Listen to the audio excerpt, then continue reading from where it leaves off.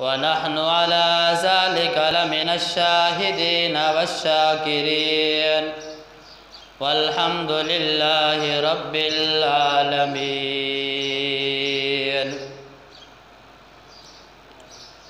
رب زدني علما رب زدني علما رب زدني علما وارزقني فهما. قال رب اشرح لي صدري ويسر لي أمري واحلل عقدة من لساني يفقهوا قولي. وقال الله تعالى في شان حبيبه إن الله وملائكته يصلون على النبي يا أيها الذين آمنوا صلوا عليه وسلموا تسليما. الصلاة والسلام عليك يا سيدي يا رسول الله وعلى آلك وأصحابك يا سيدي يا حبيب الله. الصلاة والسلام عليك يا سيدي يا نور الله وعلى آلك وأصحابك يا سيدي يا نبی اللہ.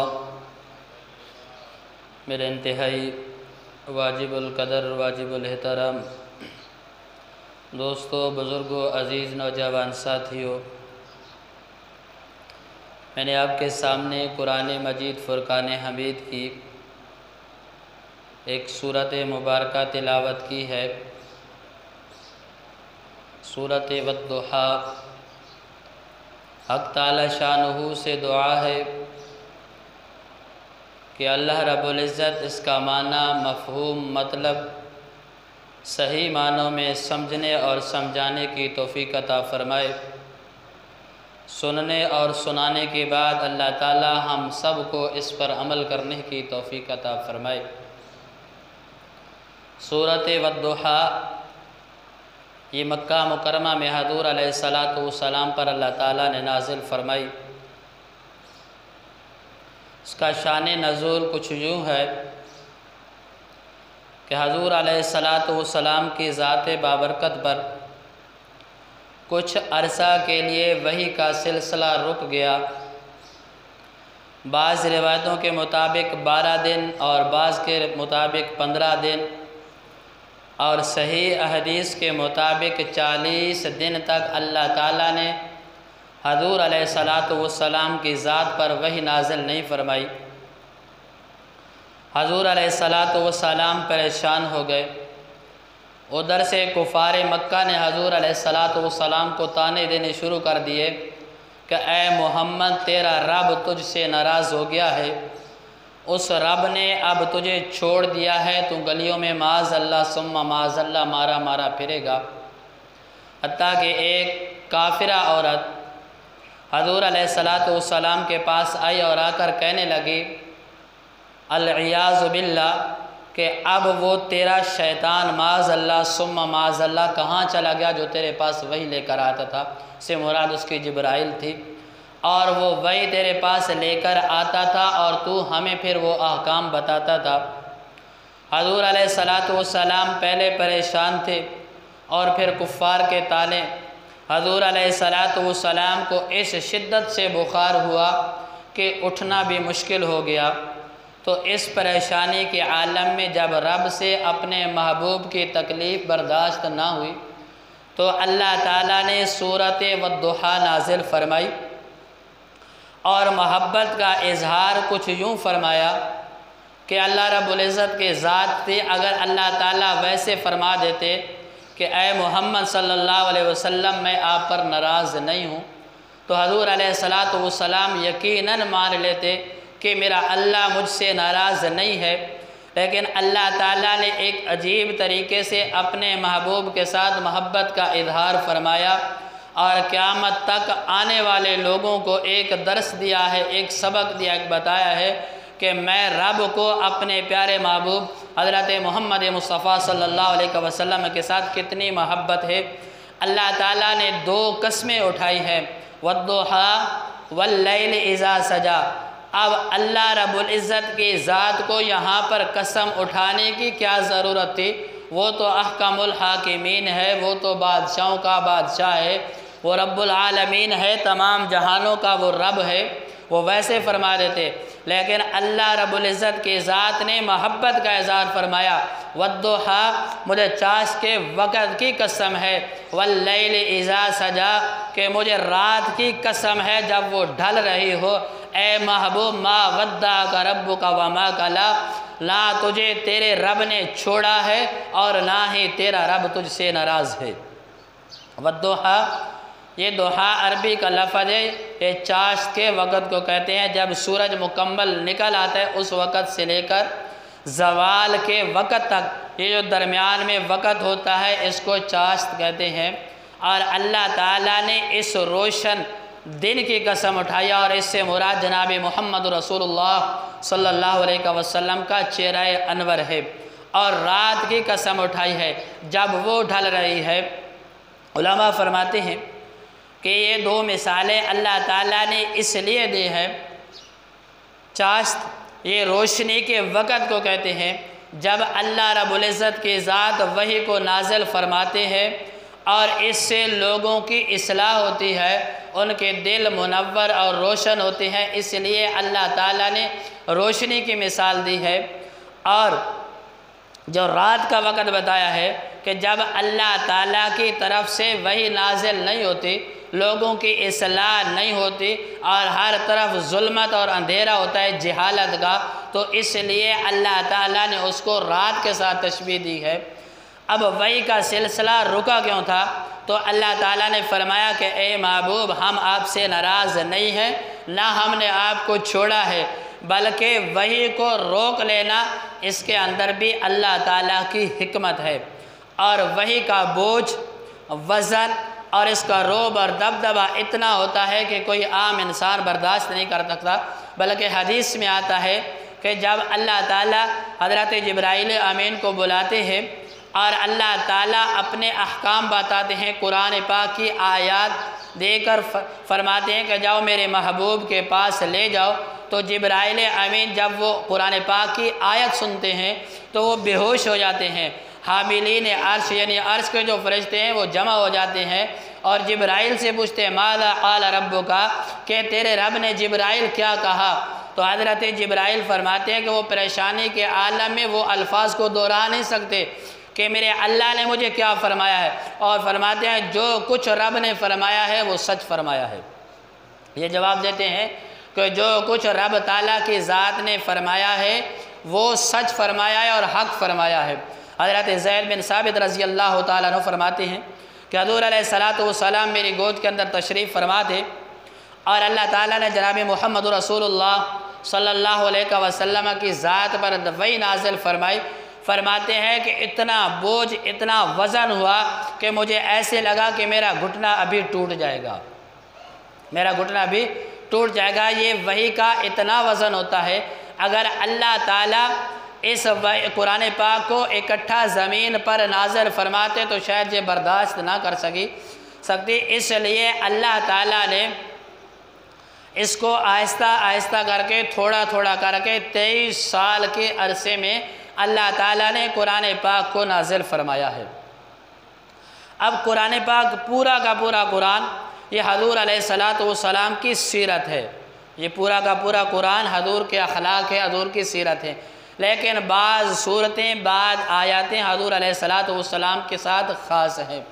علماء فرماتے ہیں کہ قرآن پاک کی 6666 آتے ہیں، تو یوں سمجھیں کہ یہ 6666 جو ہیں یہ حضور علیہ السلام کی صفات مبارکہ ہیں۔ حضرت ام عائشہ صدیقہ رضی اللہ تعالیٰ عنہا سے سوال کیا گیا کہ حضور علیہ السلام کے اخلاق کیسے تھے؟ تو ام عائشہ صدیقہ رضی اللہ تعالیٰ عنہا نے فرمایا کہ کیا آپ نے قرآن نہیں پڑھا؟ سارا کا سارا جو قرآن ہے یہ حضور علیہ السلام کے اخلاق ہیں۔ تو گویا جتنی بھی دنیا میں کتابیں لکھی گئی ہیں حضور علیہ السلام کی سیرت پر اور قیامت تک یہ لکھی جاتی رہیں گے، ان سب سے جو حضور علیہ السلام کی سیرت پر بہترین کتاب ہے وہ قرآن مجید ہے۔ جو اللہ تعالیٰ نے نازل فرمائی ہے، اور یہ ساری کی ساری کتاب جو ہے یہ حضور علیہ الصلاۃ والسلام کی سیرت پر مشتمل ہے۔ اب یہ تو تھی اللہ تعالیٰ کی حضور علیہ الصلاۃ والسلام کے ساتھ محبت، اور جو بندہ حضور علیہ الصلاۃ والسلام کے ساتھ محبت فرماتا ہے، پھر اللہ تعالیٰ اس بندے کے ساتھ بھی محبت فرماتے ہیں۔ جس طرح اللہ تعالیٰ نے اپنے محبوب کی تکلیف کو برداشت نہیں کیا، اسی طرح جو بندہ حضور علیہ الصلاۃ والسلام کے ساتھ محبت کرتا ہے، پھر اللہ تعالیٰ کو وہ بندہ بھی ایسے ہی محبوب ہوتا ہے جیسے حضور علیہ الصلاۃ والسلام کی ذات اللہ کو محبوب ہے۔ حضور کے ساتھ محبت کرنے والا بندہ بھی اللہ تعالیٰ کو ایسے ہی محبوب ہو جاتا ہے۔ جیسے اللہ تعالیٰ اپنے محبوب کی تکلیف کو برداشت نہیں کرتے، اسی طرح اپنے محبوب کے ساتھ محبت کرنے والے کی تکلیف کو بھی برداشت اللہ تعالیٰ نہیں فرماتے۔ قرآن میں آتا ہے سورۃ بقرہ، اللہ تعالیٰ نے جب حضور علیہ الصلاۃ والسلام کو پہلے تو تھا خفیہ تبلیغ کرتے تھے، جو اپنے قریبی لوگ تھے حضور علیہ الصلاۃ والسلام نے ان کو دین کی تبلیغ کی، اور جب اعلانیہ طور پہ اللہ تعالیٰ نے حکم فرمایا کہ اب کھلے عام آپ لوگوں کو دین کی دعوت دیں، تو حضور علیہ الصلاۃ والسلام نے اللہ تعالیٰ سے سوال کیا کہ میں ان کے سامنے جا کر کون سی مثال رکھوں کہ کس طرح آپ ایمان لائیں؟ تو اللہ تعالیٰ نے فرمایا آپ کے وہ محبوب ساتھی جو اولاً آپ پر ایمان لائے ہیں، صحابہ کرام رضوان اللہ علیہم اجمعین کی جماعت، آپ جا کر ان لوگوں کے سامنے ان کو مثال کے طور پر پیش کریں کہ وَإِذَا قِيلَ لَهُمْ آمِنُوا كَمَا آمَنَ النَّاسِ، کہ اے لوگو ایمان لے آؤ اور میں محمد رسول اللہ صلی اللہ علیہ وسلم کا کلمہ پڑھ لو جس طرح ان لوگوں نے کلمہ پڑھا ہے، تو اب وہ کافر وہ مذاق اڑانے لگے کہ ہم ایسے ایمان لائے معاذ اللہ ثم معاذ اللہ العیاذ باللہ کہ جس طرح یہ بے وقوف لوگ ایمان لائے۔ اب ان لوگوں نے حضور علیہ الصلاۃ والسلام کے ساتھ محبت کی تھی، تو یہ رب تعالیٰ سے برداشت نہ ہوا، تو اللہ تعالیٰ نے فوراً ان کو انہی کی زبان میں جواب دیا کہ خبردار میرے نبی کی صحابہ کرام کو بے وقوف کہنے والوں، خبردار بے وقوف تم ہو لیکن تم جانتے نہیں ہو۔ تو جنہوں نے حضور علیہ الصلاۃ والسلام کے ساتھ محبت کی ہے، اللہ تعالیٰ نے پھر ان کی تکلیف کو بھی برداشت نہیں کیا ہے۔ جس رب نے اس دنیا میں ان کی تکلیف کو برداشت نہیں کیا ہے، کل قیامت والے دن وہ رب تعالیٰ کی ذات کیسے برداشت کرے گی کہ اس محبوب کے ساتھ محبت کرنے والا جہنم کی آگ میں جلے؟ یہ نہیں ہو سکتا۔ اگر یہ دنیا کی عارضی تکلیف ہے، رب تعالیٰ سے یہ برداشت نہ ہوئی، تو وہ تو ایک دائمی عذاب ہے۔ اِنَّ بَطْشَ رَبِّكَ لَشَدِيدٌ، اللہ تعالیٰ فرماتے میری پکڑ بڑی سخت ہے، جہنم کا عذاب بڑا سخت ہے۔ اور جس نے حضور کے ساتھ اس دنیا میں محبت کی ہے، کل قیامت والے دن رب کی غیرت یہ گوارا نہیں کرے گی کہ وہ محبوب کا محبوب جہنم کی آگ میں جلے۔ اور آگے اللہ تعالیٰ نے فرمایا محبوب ہم آپ سے ناراض بھی نہیں ہیں، ہم نے آپ کو چھوڑا بھی نہیں، بلکہ ہر آنے والا دن پہلے دن سے بہتر ہوگا۔ وَلَلْآخِرَةُ خَيْرٌ لَكَ مِنَ الْأُولَىٰ، ہر ایک جو آنے والی گھڑی ہے پہلی گھڑی سے بہتر ہوگی۔ ایک وقت وہ تھا کہ مکہ میں اللہ اور اللہ کے رسول کا نام لینا اس سے بڑا کوئی جرم نہیں تھا، اس سے بڑا کوئی جرم نہیں تھا۔ جو اللہ کا نام لیتا، اللہ کے رسول کا نام لیتا، گھر والے گھر سے نکال دیتے، مال چھین لیتے، حتیٰ کہ اپنی جان سے بھی ہاتھ دھونا پڑتا۔ وہ وقت تھا، حضرت سمیہ کو دیکھ لیں، حضرت بلال کو دیکھ لیں، سیدنا صدیق اکبر کو دیکھ لیں، سیدنا عمر فاروق کو دیکھ لیں کہ ایمان لائے۔ سیدنا صدیق اکبر مکہ کے بہت بڑے تاجر ہیں۔ اما عائشہ صدیقہ رضی اللہ تعالیٰ عنہ فرماتی ہیں کہ جب میرے ابا حضور نے اسلام قبول کیا، اب 40,000 درہم و دینار کے مالک تھے، اتنا بڑا عرب کا تاجر ہے۔ اور جس وقت حضور علیہ الصلاۃ والسلام کا کلمہ پڑھا، مشرکین مکہ نے اتنا مارا کہ سیدنا صدیق اکبر رضی اللہ تعالیٰ عنہ گلیوں میں بے ہوش پڑے ہوتے تھے۔ اب ایک مکہ کا تاجر ہے، رئیس ہے، وہ کہتا مجھے کیا ضرورت ہے لوگوں سے مارے کھانے کی، میں عیش و عشرت کی زندگی گزارتا ہوں، مجھے کس چیز کی کمی ہے؟ لیکن دنیا کی عیش و عشرت سب کچھ قربان کر دیا کہ ان کا عقیدہ تھا، ان کا ایمان تھا کہ یہ دنیا کی عیش و عشرت جو ہے یہ چند دن کے ایک دن ختم ہو جائے گی، اگر تکلیف ہے وہ بھی چند دن کی ختم ہو جائے گی، اگر عیش و عشرت ہے تو وہ بھی چند دن کی ہے، وہ ختم ہو جائے گی، کل قیامت والے دن میرا حشر حضور کے ساتھ ہوگا۔ کیونکہ حضور علیہ السلام نے فرمایا المرء مع من احبہ، کہ دنیا میں جو مجھ سے محبت کرتا ہے کل قیامت والے دن وہ میرے ساتھ اٹھایا جائے گا۔ اس دنیا میں جو جس کے ساتھ محبت کرے گا کل قیامت والے دن وہ اسی کے ساتھ اٹھایا جائے گا۔ جس نے حضور کے ساتھ محبت کی کل وہ حضور کے ساتھ اٹھایا جائے گا، اور جس نے حضور کے ساتھ دشمنی کرنے والوں کے ساتھ محبت کی ہے تو کل وہ قیامت والے دن اس مقام پہ، اس جگہ پہ کھڑا ہوگا جہاں حضور کے دشمن کھڑے ہوں گے۔ تو سیدنا صدیق اکبر کا اور دیگر صحابہ کا یہ عقیدہ تھا کہ اگر آج ہم حضور صلی اللہ علیہ وسلم کے ساتھ محبت کریں گے تو یہ دنیا کی عارضی تکلیف ہے یہ ختم ہو جائے گی، اور کل قیامت والے دن ہم حوض کوثر پہ حضور کے ساتھ کھڑے ہوں گے۔ اور اللہ تعالیٰ نے پھر ان کو اس دنیا کے اندر بشارتیں دی ہیں کہ آپ میرے محبوب کے ساتھ کھڑے ہو گئے، آپ نے دنیا کی ہر ایک تکلیف کو سعادت سمجھ کر سینے کے ساتھ لگایا ہے، تو میں رب بھی آپ کو نہیں چھوڑنے لگا، اس دنیا میں آپ کو جنت کی بشارتیں دے رہا ہوں۔ اور اللہ تعالیٰ نے قرآن میں اعلان فرمایا کہ میں صحابہ پہ راضی ہو گیا اور صحابہ مجھ سے راضی ہو گئے۔ ہم اللہ سے دعا مانگتے ہیں یا اللہ تو ہم پہ راضی ہو جا، اور اللہ تعالیٰ قرآن کے اندر اعلان فرما رہے ہیں کہ میں ان پہ راضی ہو گیا اور وہ مجھ سے راضی ہو گئے ہیں۔ یہ تو دنیا کا معاملہ تھا۔ حدیث میں آتا ہے حضور علیہ السلام نے فرمایا کل قیامت والے دن میں اس وقت تک اللہ رب العزت کی ذات پر راضی نہیں ہوگا۔ راضی سے مراد یہ نہیں ہے کہ حضور علیہ السلام اللہ تعالیٰ کی ذات سے ناراض ہوں گے۔ اللہ تعالیٰ نے قرآن میں فرمایا نا وَلَسَوْفَ يُؤْتِيكَ رَبُّكَ فَتَرْضَىٰ، کہ اے محبوب ہم آپ کو اتنا عطا کریں گے، اتنا عطا کریں گے، اتنا عطا کریں گے کہ آپ خوش ہو جائیں گے، آپ راضی ہو جائیں گے۔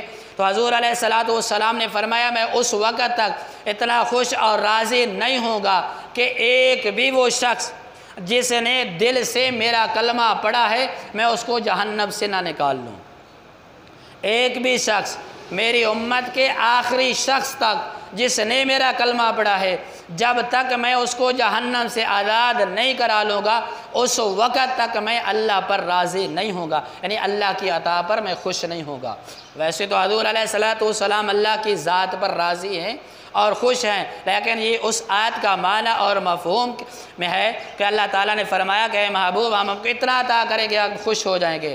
حضور علیہ السلام نے فرمایا میں آخری شخص تک جس نے میرا کلمہ پڑھا جب تک وہ جہنم سے آزاد نہیں ہوگا اس وقت تک میں اللہ پر راضی نہیں ہوگا۔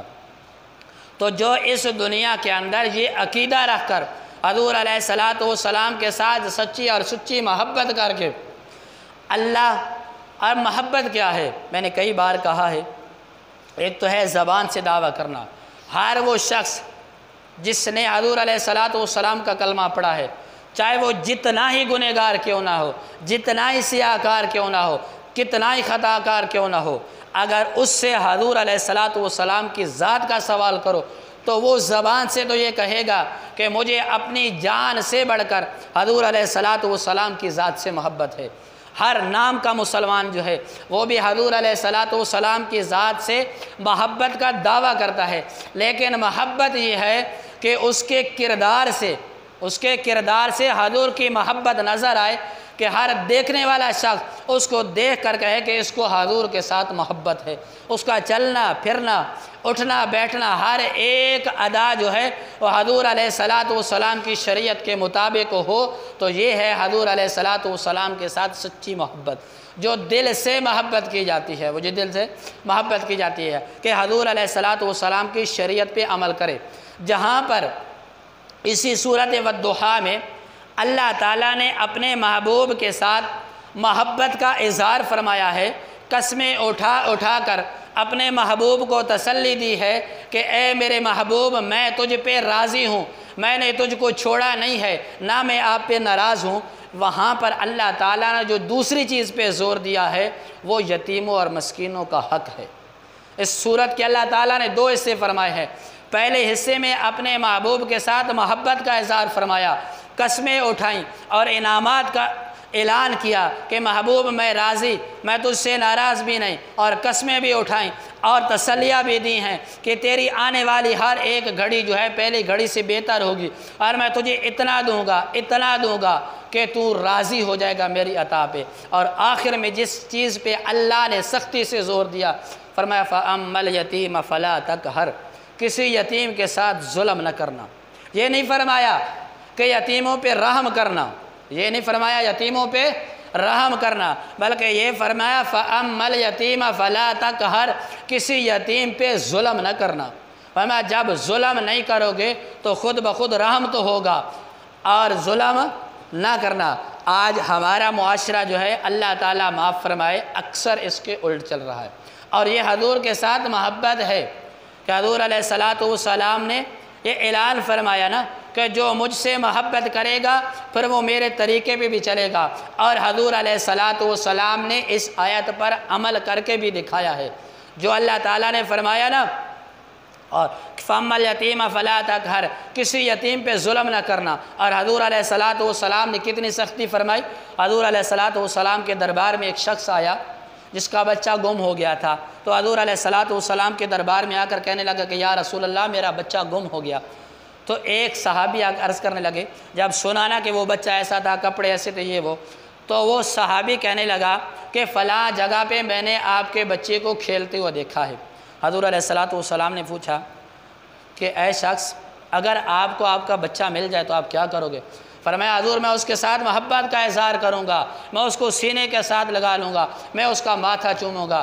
حضور علیہ السلام نے فرمایا اے شخص، ہرگز ایسا نہ کرنا کہ وہاں بچے کھیل رہے ہیں، جب جا کر تو اپنے بچے کو ملے گا اور اس کے ساتھ محبت کرے گا، اس کو سینے کے ساتھ لگائے گا۔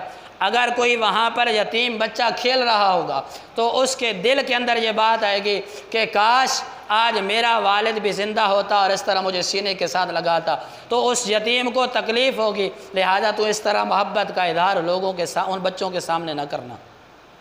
کتنی شفقت فرمائی۔ اور دوسری حدیث میں آتا ہے حضور علیہ السلام عید کے لیے عید پڑھنے کے لیے تشریف لے کے جا رہے ہیں، دیکھتے ہیں کہ ایک یتیم بچہ رستے میں کھیل رہا ہے، حضور پریشان کھڑا ہے، بچے کھیل رہے ہیں اور پریشان کھڑا ہے۔ حضور علیہ السلام نے اس بچے کو اٹھایا، گھر لے آئے۔ اما عائشہ صدیقہ سے پوچھا کہ کوئی کپڑے پہننے کے لیے ہیں؟ فرمایا جاؤ حسنین کریمین کا ایک جوڑا لے کر آؤ۔ ان کا جوڑا لایا گیا۔ حضور علیہ السلام نے اما عائشہ صدیقہ رضی اللہ تعالیٰ عنہ سے فرمایا کہ آپ اس کے جسم کے اوپر پانی ڈالو۔ حضور علیہ السلام نے خود اپنے دست اقدس سے اس بچے کے جسم کو صاف کیا، اسے نہلایا، نئے کپڑے پہنائے، خوشبو لگائی، اور فرمایا بچے، جب پچھلی دفعہ آپ کا باپ آپ کو عید پڑھنے کے لیے لے کر گیا تھا تو کیسے آپ اس کے ساتھ گئے تھے؟ کیا انگلی پکڑ کر گئے تھے یا کندھے پہ بیٹھ کر گئے تھے؟ تو وہ بچہ کہنے لگا کہ مجھے میرے والد کندھے پہ اٹھا کر عیدگاہ میں عید پڑھنے کے لیے لے گئے تھے۔ تو حضور علیہ السلام نے اس بچے کو اپنے کندھے پہ اٹھایا اور عیدگاہ کی طرف چل پڑے۔ اب صحابہ وہاں پر انتظار کر رہے ہیں کہ حضور صلی اللہ علیہ وسلم کب تشریف لائیں گے کہ عید کی نماز پڑھائیں گے، ادھر وقت اوپر ہو رہا ہے، اور حضور علیہ السلام ادھر یتیم بچے کی شفقت فرما رہے ہیں۔ اب وہاں پر لے گئے جہاں بچے کھیل رہے تھے، تو حضور علیہ السلام نے فرمایا بچے جاؤ، جب تک آپ ان بچوں کے ساتھ کھیلنا شروع نہیں کرو گے اس وقت تک میں عیدگاہ میں نہیں جاؤں گا اور عید نہیں پڑھاؤں گا۔ جب وہ بچہ گیا، بچوں کے ساتھ مل گیا، وہ کھیلنے لگ گیا، تب حضور علیہ السلام عیدگاہ میں تشریف لے گئے اور عید کی نماز پڑھائی۔ تو حضور علیہ السلام نے قیامت تک آنے والے لوگوں کو ایک درس دیا ہے کہ اللہ تعالیٰ نے مجھے قرآن کے اندر حکم فرمایا تھا کہ یتیم کے اوپر ظلم نہ کرنا، تو میں نے اس کا عملی مظاہرہ کر کے آپ کو بتا دیا ہے کہ جس طرح میں محمد یتیموں کے ساتھ سلوک کر رہا ہوں، اسی طرح آپ نے بھی یتیموں کے ساتھ ایسے سلوک کرنا ہے۔ جب ایسے سلوک آپ کرو گے، کل قیامت والے دن میں اپنے ہاتھ سے تمہیں حوض کوثر پلاؤں گا۔ یہ حضور علیہ السلام کی تبلیغ ہے۔ لیکن سب سے جو پہلی چیز ہوتی ہے وہ ہوتی ہے بندے کا عقیدہ اور بندے کا ایمان اور بندے کی نیت۔ اگر کوئی بندہ کام کر رہا ہے اور ذہن وہ تذبذب کا شکار ہے کہ پتہ نہیں اس کا جو انجام ہوگا وہ کیسا ہوگا، اب وہ محبت کا دعویٰ حضور علیہ الصلاۃ والسلام کے ساتھ کر رہا ہے اور وہ عمل حضور کی شریعت پہ کر رہا ہے، اور ذہن کے اندر تذبذب ہے کہ پتہ نہیں اس کا نتیجہ کیا ہوگا۔ تو حدیث میں آتا ہے انما الاعمال بالنیات وانما لامرئ ما نویٰ، کہ بندہ جو نیت کرتا ہے وہی کچھ اس کو ملتا ہے۔ اگر تو اس کی نیت نیک ہو تو اسے وہی کچھ ملے گا جو اس کی نیت ہے، اور بندے کا دل سے یقین ہو کہ جو حضور علیہ الصلاۃ والسلام کی زبان اقدس سے الفاظ نکلے ہیں وہ حق ہیں اور سچ ہیں، ایک رائی کے دانے کے برابر بھی ان کے اندر کوئی شک نہیں ہے۔ جب بندے کا اتنا عقیدہ مضبوط ہو جاتا ہے پھر وہ جس چیز کو ہاتھ لگاتا ہے، اگر اس کو ہاتھ اس نیت سے لگاتا ہے کہ یہ سونا بن جائے تو اللہ تعالیٰ پھر اس کو سونا بنا دیتے ہیں۔ آخری حدیث سنا کے بس کرتا ہوں۔ حضرت ابو ذر غفاری رضی اللہ تعالی عنہ، یہ حضور کے ایک درویش صفت صحابی تھے، درویش صفت صحابی تھے۔ ایک مرتبہ حضور علیہ الصلاۃ والسلام کی مجلس میں تشریف فرما ہے، حضور نے فرمایا صلی اللہ علیہ وسلم کہ ایک شخص آپ میں سے ایسا ہے جو جنگل میں مرے گا اور اس کا جنازہ پڑھنے کے لیے ایک جماعت آئے گی۔ ایک وقت آیا سیدنا ابو ذر غفاری رضی اللہ تعالیٰ عنہ جنگل کے اندر جا کر آباد ہو گئے۔ حضور علیہ الصلاۃ والسلام اس دنیا سے زہری پردہ فرما گئے۔ وقت گزرتا گیا، کافی عرصہ گزر گیا، سیدنا ابو ذر غفاری رضی اللہ تعالیٰ عنہ کا آخری وقت آ گیا۔ جب آخری وقت آیا تو آپ کی بیوی پریشان ہے، بچے پریشان ہے کہ آپ کا آخری وقت ہے، آپ کو غسل کون دے گا، آپ کو کفن کون پہنائے گا، آپ کا جنازہ کون پڑے گا۔ تو سیدنا ابو ذر غفاری رضی اللہ تعالیٰ عنہ فرمانے لگے اپنی بیٹی کو کہ آپ کھانا تیار کرو، اور اپنی بیوی کو کہنے لگے کہ آپ رستے پہ کھڑی ہو جاؤ، ایک قافلہ آئے گا اور قافلے والوں کو میرا عرض کرنا۔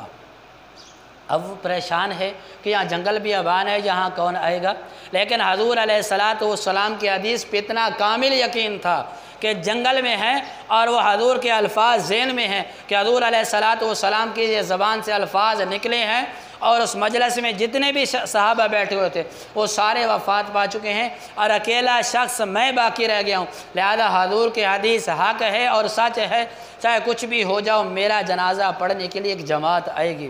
اب بیٹی کو کہہ رہے ہیں کہ آپ کھانا تیار کرو، ایسے نہ ہو کہ مہمان آئے میرا جنازہ پڑھنے کے لیے اور ان کی مہمان نوازی میں کوئی کمی اور کوتاہی ہو جائے۔ ادھر آپ کی زوجہ محترمہ رستے میں جا کر کھڑی ہو گئی، کیا دیکھتی ہے کہ قافلہ آ رہا ہے، قافلے والوں کو روکا اور ان سے پوچھتی ہے کیا آپ ابو ذر غفاری رضی اللہ تعالیٰ عنہ کے بارے میں جانتے ہو؟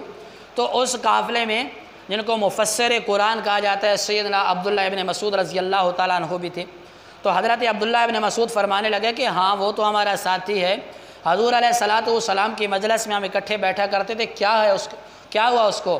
تو آپ کی زوجہ فرمانے لگی کہ اس کا آخری وقت ہے اور اس کو غسل دینے والا شخص کوئی نہیں، اس کو کفن پہنانے والا کوئی نہیں، اس کو جنازہ پڑھنے والا کوئی نہیں۔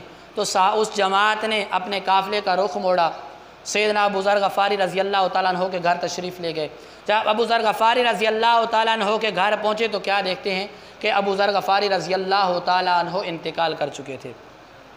آپ کو غسل دیا گیا، کفن پہنایا گیا، آپ کا جنازہ پڑھا گیا۔ جب جنازہ پڑھ کے فارغ ہوئے تو سیدنا ابو ذر غفاری رضی اللہ تعالیٰ عنہ کی بیٹی کہنے لگی کہ آپ نے ایسے نہیں جانا ہے، آپ نے کھانا کھا کر جانا ہے۔ تو عبداللہ ابن مسعود رضی اللہ تعالیٰ عنہ بڑے پریشان ہوئے، فرمایا بیٹی آپ کو کیسے پتہ چلا تھا کہ ہم آئیں گے، جنازہ پڑھیں گے اور اتنے لوگ ہوں گے اور اتنے لوگوں کا آپ نے کھانا تیار کیا؟ تو آپ کی بیٹی عرض کرنے لگی کہ اے عبداللہ، مجھے اپنے والد نے جب آخری وقت تھا تو اس وقت فرمایا تھا کہ میں نے حضور علیہ الصلاۃ والسلام سے یہ الفاظ سنے تھے اور یہ میرا عقیدہ اور ایمان ہے کہ میرا جنازہ پڑھنے کے لیے ایک جماعت آئے گی اور آپ نے کھانا تیار کرنا ہے، کہیں ایسے نہ ہو کہ مہمانوں کی مہمان نوازی میں کوئی کمی اور کوتاہی رہ جائے اور میرا اللہ ناراض ہو جائے۔ تو حضرت عبداللہ ابن مسعود رضی اللہ تعالیٰ عنہ کی آنکھوں میں آنسو آ گئے، فرمایا ابو ذر تو اس دنیا میں بھی سخی تھا اور جاتے جاتے بھی تو سخاوت کر کے گیا ہے۔ اب یہ تھا حضور علیہ الصلاۃ والسلام کے فرمان پر اپنا عقیدہ اور ایمان۔ تو ہم الحمدللہ حضور علیہ الصلاۃ والسلام کے امتی ہیں، ہم نے حضور علیہ الصلاۃ والسلام کا کلمہ پڑھا ہے اور ہم حضور کی ذات کے علاوہ کسی کو مانتے بھی نہیں ہیں۔ ہمارا تو الحمدللہ عقیدہ ہے کہ حضور علیہ الصلاۃ والسلام اللہ تعالیٰ کے آخری نبی ہیں، شریعت کا دروازہ بند ہو چکا ہے، نبوت پہ مور لگ چکی ہے۔ اللہ تعالیٰ نے قرآن میں اعلان فرما دیا، ما کان محمد ابا احد من رجالکم ولکن رسول اللہ وخاتم النبیین، کہ اب قیامت تک کوئی نبی نہیں آئے گا۔ حضور علیہ السلام کی شریعت آخری شریعت ہے۔ حضور علیہ السلام پر نازل ہونے والی کتاب یہ اللہ تعالیٰ کی آخری کتاب ہے۔ اب نہ کوئی نبی آئے گا، نہ کوئی شریعت آئے گی، نہ کوئی کلمہ آئے گا، نہ کوئی قرآن آئے گا، کچھ بھی نہیں آئے گا۔ حضور علیہ السلام پہ مور لگ چکی ہے، اور حضور علیہ السلام کی زبان اقدس سے نکلے ایک ایک الفاظ حق ہے اور سچ ہے۔ اگر ہم اس عقیدے کے ساتھ عمل کریں گے تو میں نے کہا تھا ہم پتھر کو ہاتھ لگائیں گے، اس نیت سے لگائیں کہ یہ سونا بن جائے، اس عقیدے کے ساتھ لگائیں گے تو اللہ تعالیٰ اس کو سونا بنا دے گے۔ بنی اسرائیل کا ایک شخص تھا، وہ ایک ٹیلے کے پاس سے گزرا، ریت کا ایک ٹیلا تھا۔ اب دینا اس کا ایک عقیدہ اور ایمان اور نیت، تو وہ عرض کرنے لگا کہ یا اللہ اگر یہ ٹیلا جو ہے ریت کا اگر اناج ہوتا میں اسے تیرے رستے میں صدقہ کر دیتا۔ گھر میں پہنچا تو اللہ تعالیٰ نے حضرت عیسیٰ علیہ السلام پر وحی نازل فرمائی اور فرمایا جاؤ شخص کو جا کر کہہ دو کہ اللہ تعالیٰ نے تیری طرف سے جتنا وہ ریت کا ٹیلا ہے اتنا ہی اللہ تعالیٰ نے صدقہ تیری طرف سے قبول کر لیا ہے، اتنا ہی صدقہ قبول کر لیا۔ تو یہ ہوتی ہے بندے کی نیت اور ارادہ، اور حدیث میں آتا ہے وَإِنَّمَا لِامْرِئٍ مَّا نَوَىٰ، کہ جس چیز کی انسان نیت کرتا ہے اس کو وہ پا لیتا ہے۔ تو جیسے کہتے ہیں نا وہ مثال بنی ہو کہ نیتا نہ